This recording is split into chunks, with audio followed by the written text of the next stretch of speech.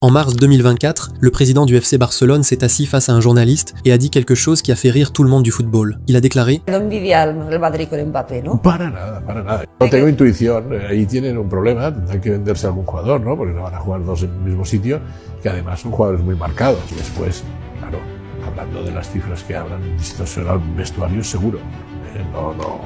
Eso no va de regalo. Les fans du Real Madrid ont explosé, les consultants l'ont ignoré. Tout le monde a qualifié ça de déclaration mesquine, de rivalité amère et sans valeur. Juste un homme biaisé par Barcelone, terrifié par ce que Mbappé en blanc pourrait représenter, mais voilà le truc, il avait raison sur toute la ligne. Revenons à l'été 2024. Kylian Mbappé, sans doute le meilleur joueur du monde, signe au Real Madrid librement, aucun transfert. Un talent générationnel qui arrive gratuitement. La ville de Madrid s'enflamme. Florentino Pérez parle de la plus grande signature de l'histoire du club. Et honnêtement, l'engouement semblait totalement justifié. C'était un joueur qui venait de battre le record de buts de l'histoire du Paris Saint-Germain avec 255 réalisations. Un champion du monde, 6 fois vainqueur de la Ligue 1 et un cauchemar pour les défenses européennes depuis près d'une décennie, il rejoignait une équipe qui venait de remporter la Ligue des Champions. Une équipe avec Vinicius Junior, Jude Bellingham, Toni Kroos et Luka Modric. Sur le papier, c'était l'attaque la plus impressionnante depuis l'ère des Galactiques. Alors quand Joan Laporta, un homme avec un intérêt évident, financier et émotionnel, à voir Madrid échouer à lancer son avertissement, personne n'a voulu l'écouter. Évidemment qu'il allait dire ça. Ce serait étrange qu'il ne le fasse pas. C'est le président du Barça. Qu'est-ce qu'il est censé dire? Super recrue les gars.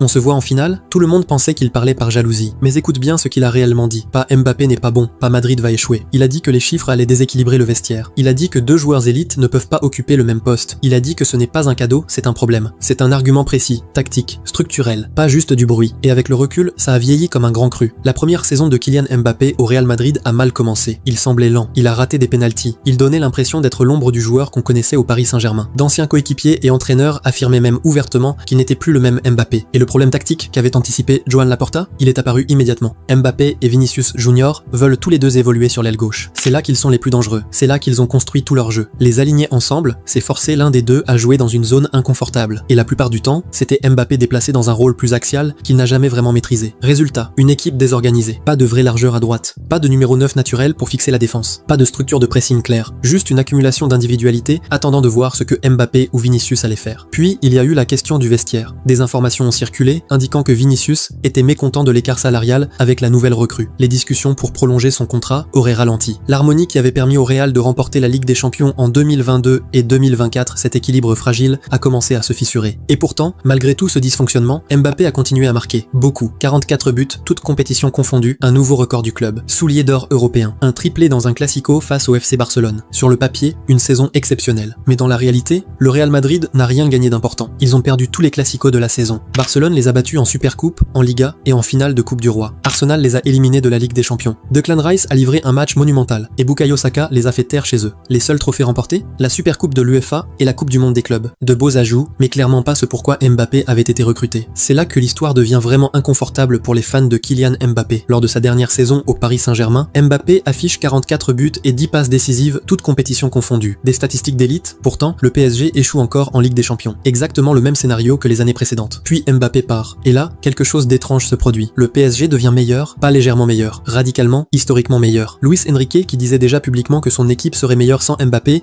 a été validé de la manière la plus éclatante possible. En mai 2025, le PSG remporte la première Ligue des Champions de son histoire. Une démonstration, 5-0 en finale contre l'Inter Milan. Un triplé historique, championnat, Coupe de France, Ligue des Champions. Tout ce que Paris n'avait jamais réussi avec Mbappé, ils l'ont accompli sans lui. Et ce n'est pas tout. Ousmane Dembélé, celui qui a récupéré son rôle offensif, réalise la saison de sa vie. 35 buts, une contribution décisive à chaque match à élimination directe en Ligue des Champions. Puis, pour vraiment enfoncer le clou, il remporte le Ballon d'Or 2025, le trophée que Mbappé poursuit depuis le début de sa carrière. La raison de cette transformation n'a rien de mystérieux. Sans Mbappé, l'attaque devient collective. Plus aucun joueur ne porte tout sur ses épaules. Le pressing est plus intense, parce que tout le monde travaille. Les mouvements sont plus fluides, parce que personne ne reste statique à attendre le ballon. Luis Enrique avait tenté d'obtenir ça de Mbappé lors de sa dernière saison. Il y a cette séquence célèbre à l'entraînement, mais ça n'a jamais vraiment pris. Le collectif était structuré autour d'un seul homme. Sans lui, l'équipe a recommencé à respirer. On pourrait se dire, d'accord, la première année était une phase d'adaptation, donnons-lui du temps. La saison 2, 2025-2026, démarre pourtant très bien. Kylian Mbappé commence fort, 14 buts lors de ses 10 premiers matchs. Le Real Madrid est en tête du championnat avec 5 points d'avance. On a l'impression que tout s'aligne enfin, puis les fissures réapparaissent. Madrid commence à perdre des points. Défaite en Ligue des Champions contre Benfica, 4-2, Mbappé marque 2 fois, ça ne change rien. L'équipe est désorganisée. Cette défaite les fait chuter à la 9e place du classement synonyme de non-qualification directe pour les phases à élimination. 2 saisons de suite, avec Mbappé. Après ce match, Mbappé lui-même critique publiquement l'irrégularité de l'équipe. Pasa que es un poco de todo. no puedo decirte que es un tema de actitud, porque si te digo únicamente eso, tú vas a pensar que hemos llegado aquí sin ganas, ¿no? Y si te digo tema de fútbol, tú vas a pensar que el equipo es malo. No, yo pienso que es un tema más general, y en la Champions cada detalle es muy importante si tú quieres ganar contra el oponente. También con un equipo que de Benfica, que no estaba bien en los 24, te ha demostrado que si tú no vienes con todas las cosas que necesitas para ganar un partido de Champions, el oponente viene y como se dice, te pinta la cara. C'est juste, mais la réalité est plus gênante. Il est le joueur le mieux payé, le plus attendu, celui autour duquel tout le système est construit. Et la constance est précisément ce qui manque le plus. Les problèmes pointés par Joan Laporta n'ont pas été résolus, ils ont simplement été repoussés. Puis arrive la situation Xabi Alonso. Quand il remplace Carlo Ancelotti, beaucoup pensent qu'un jeune entraîneur générationnel peut régler le problème. Il arrive avec une réputation bâtie au Bayer Leverkusen, celle de construire des équipes cohérentes et disciplinées. Mais les mêmes problèmes l'attendent dès le premier jour. Un vestiaire fragile, des joueurs qui ne pressent pas, une attaque centrée sur un seul homme, et une star qu'on ne peut pas sortir, peu importe les besoins de l'équipe. Lors de la finale de la Supercoupe perdue contre le FC Barcelone, Alonso demande à ses joueurs de faire une aide d'honneur, un geste simple de respect. Mbappé aurait incité ses coéquipiers à quitter le terrain à la place. Un détail en apparence, mais révélateur. L'image d'une superstar qui privilégie sa frustration personnelle plutôt que la discipline collective, le respect ou même les consignes de son entraîneur. Cela résume parfaitement la dynamique que Laporta avait anticipée près de 2 ans plus tôt. Quelques jours plus tard, Xabi Alonso est limogé. Son passage aura duré 233 jours. Soyons précis. Ce débat ne consiste pas à dire que Kylian Mbappé est un mauvais joueur. Il est élite. Toujours, sans doute, dans le top 2 ou 3 mondial. Sa vitesse, sa finition, ses déplacements dans les petits espaces quand tout s'aligne, c'est du très haut niveau. Le problème, c'est le profil, l'adéquation. Et ça l'a toujours été. Mbappé n'est pas un vrai numéro 9. Il ne fixe pas les défenses. Il ne joue pas dos au but. Il n'occupe pas naturellement les zones entre les centraux, comme le font Erling Haaland ou Robert Lewandowski. C'est plutôt un deuxième attaquant. Un joueur qui attaque la profondeur, qui joue sur l'épaule du défenseur, qui a besoin d'espace derrière la ligne et qui est le plus dangereux quand il surgit. Ce profil fonctionne parfaitement dans un système construit autour de lui. Mais le Real Madrid avait déjà un système qui fonctionnait, un système qui gagnait, un système qui avait remporté la Ligue des Champions à répétition. Et l'arrivée de Mbappé a cassé cet équilibre, sans qu'un meilleur ne le remplace. Comme l'a expliqué Thierry Henry, what Bellingham was trying to do and what your 9, hey, Mbappé is supposed to do. Look at him. Look at your 9. But look at where he started. He's going to pass his 9 to make a running behind. What are we talking about here?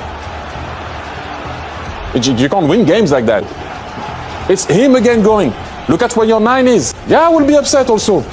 Of course I will be upset. Ajoute à ça l'aspect défensif. Mbappé ne presse presque pas. Il contribue très peu sans ballon. Et comme il est intouchable, dès que l'équipe doit presser ou revenir dans un match, le Real joue pratiquement à 10. Le vide qu'il laisse est énorme. Regarde simplement sa hitmap contre Arsenal en 2025. Elle dit tout, nous y voilà. 2 saisons complètes de Kylian Mbappé au Real Madrid. Plus de 80 buts sur les 2 exercices. Un soulier d'or, un record de buts, et sur la même période, pas de Liga, pas de Ligue des Champions, pas de Coupe du Roi. Un club construit sur la domination européenne, réduit à lutter pour des places de barrage en phase de groupe. Pendant ce temps, le Paris Saint-Germain, l'équipe qu'il a quittée, est champion d'Europe. Le FC Barcelone, le club dirigé par Joan Laporta, domine l'Espagne. Et l'homme dont tout le monde se moquait, Laporta avait dit que les salaires allaient déséquilibrer le vestiaire. C'est arrivé. Il avait dit que 2 joueurs ne pouvaient pas occuper le même poste. C'est arrivé. Il avait dit que ce n'était pas un cadeau. Ça ne l'était pas. L'homme que beaucoup ont réduit à un président biaisé a vu juste avant tout le monde. Dans le football, parfois, celui qui a les raisons les plus évidentes d'être partial est aussi celui qui voit le plus clair. Parce qu'il regarde tes problèmes sans aucune obligation de faire semblant qu'ils n'existent pas. Laporta ne devinait pas. Il lisait la situation.